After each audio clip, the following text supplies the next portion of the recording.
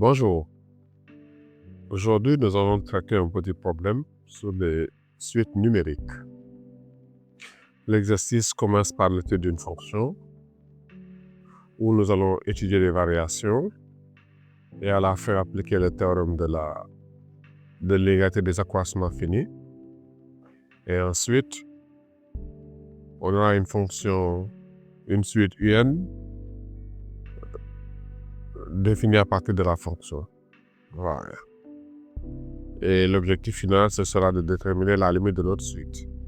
Voilà, donc nous allons lire l'exercice. On donne une fonction f définie par f de x égale à 1 sur x moins 1 moins racine de x, qui est définie sur 1 plus l'infini. On demande de dresser le tableau de variation de f, de montrer que l'équation f de x égale à 0 admet une solution unique alpha et que alpha est entre 1 et 2.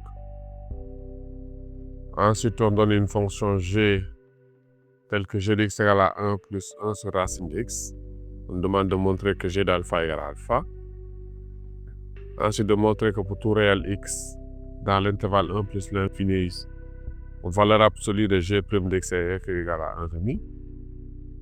Et d'en déduire que valeur absolue de g d'x moins g d'alpha est égale à 1,5 de valeur absolue d'x moins alpha.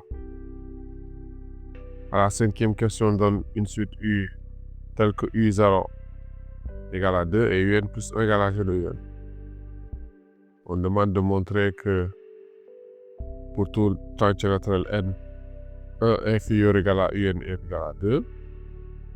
Ensuite, pour tout temps naturel n, valeur absolue de u indice n plus 1 moins alpha est égal à 1,5 de un moins alpha. Et d'en déduire que valeur absolue de un moins alpha est égal à 1,5 à la puissance n. Et enfin, de déterminer la limite de la suite un. Donc, sans tarder, nous allons commencer. Donc là, on demande de dresser le tableau de variation de f. Et donc, pour la première question.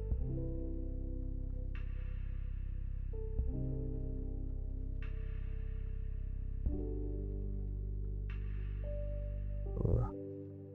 Donc, on nous a donné f de x est égal à 1 sur x moins 1 moins racine de x. Et on nous a précisé que la fonction est définie sur 1 plus l'infini. Donc, on n'a pas besoin de chercher l'ensemble des définitions. Voilà.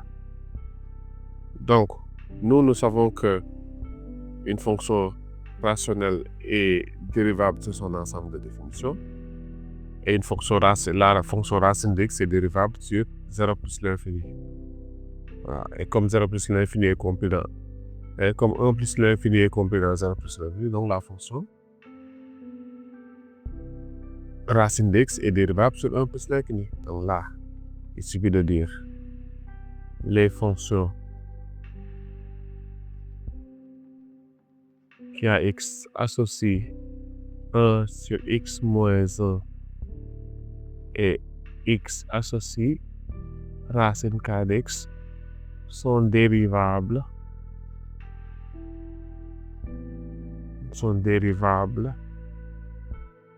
sur 1 plus l'infini. Donc, par somme,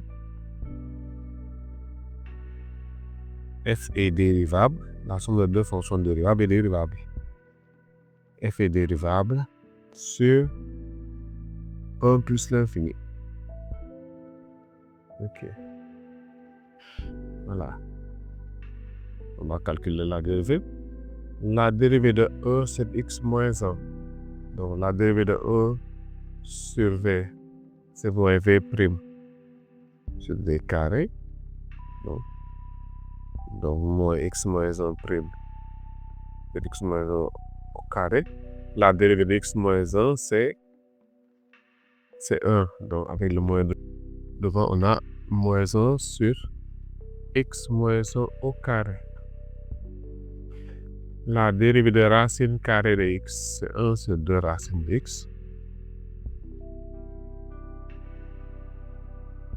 Donc,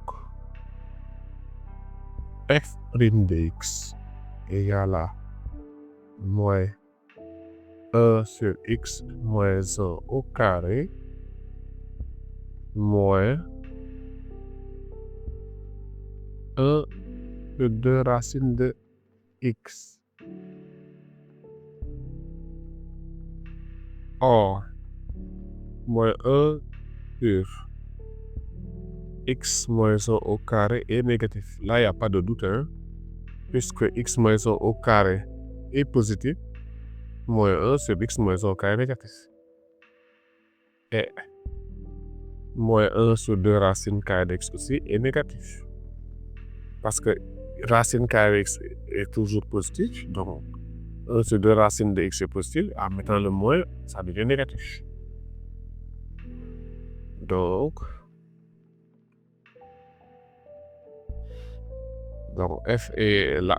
À ces deux termes qui sont négatifs, donc ça veut dire que f' de x est strictement négatif. Ainsi, f est strictement décroissante.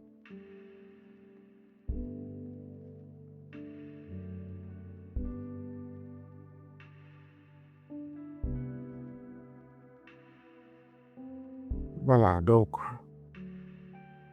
la question c'était de donner le tableau de variation. Et pour le tableau de variation, on a besoin des limites aux bornes. Hein? Donc, déjà la limite 1 à 1. Limite quand x tend vers 1, c'est une limite à droite, hein? Puisque le domaine de définition c'est 1 plus l'infini de f dx. C'est limite quand x tend vers 1 plus de 1 sur x moins 1 moins racine d'x.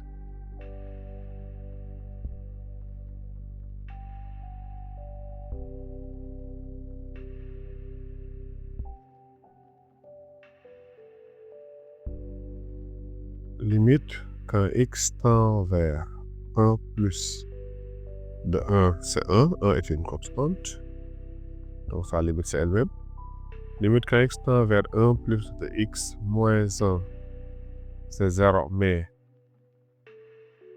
x moins 1 est positif à droite de 1. Il suffit de faire le tableau dessus.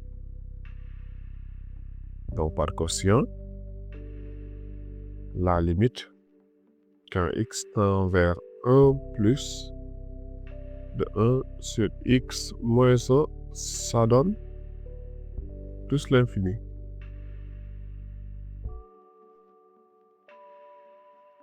Voilà. Voilà ce que nous avons. La limite quand x tend vers 1 plus de 1 sur x moins 1 est égal à plus l'infini. Et limite quand x tend vers 1 plus de moins racine de x, c'est moins racine de 1 qui est égal à moins 1 par somme.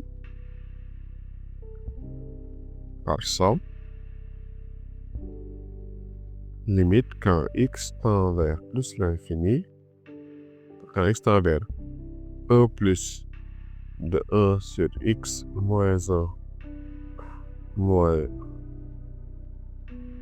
racine d'x, ça donne plus l'infini. Plus l'infini plus 1 réel, ça donne plus l'infini. On va maintenant chercher la ligne dans plus l'infini.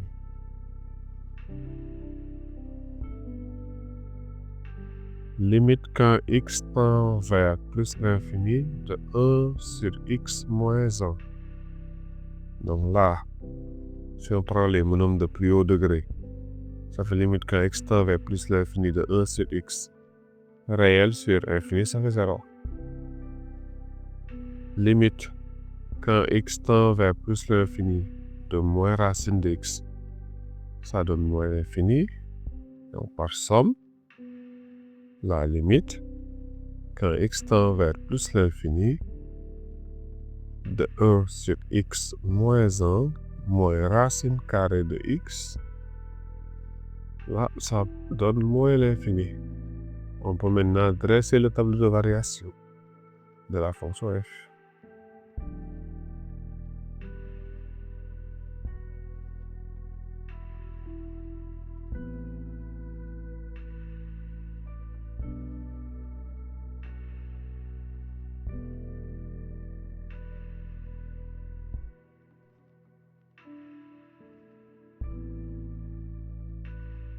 On est sur l'intervalle 1 plus l'infini. On a montré que notre dérivée elle était négative. La limite en 1, on a trouvé plus l'infini. Et la limite en plus l'infini, on a moins l'infini. Donc, voilà le tableau de variation de notre fonction. Donc, c'était ça la première question. La deuxième question maintenant, on demande de montrer que l'équation dx égale à 0 admet une solution unique alpha et que alpha est entre 1 et 2. Donc, montrons que f de x égale à 0 admet une solution unique alpha dans 0 plus l'infini, alpha on a 1 plus l'infini, et que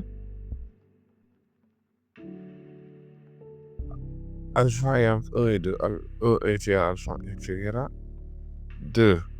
Voilà. Comme f est continu,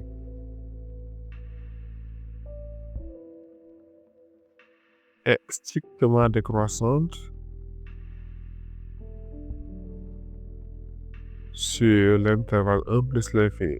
Donc ça, nous avons montré la question précédente. Donc, f est une bijection de l'intervalle 1 plus l'infini sur l'image de l'intervalle 1 plus l'infini par f, c'est-à-dire f de 1 plus l'infini.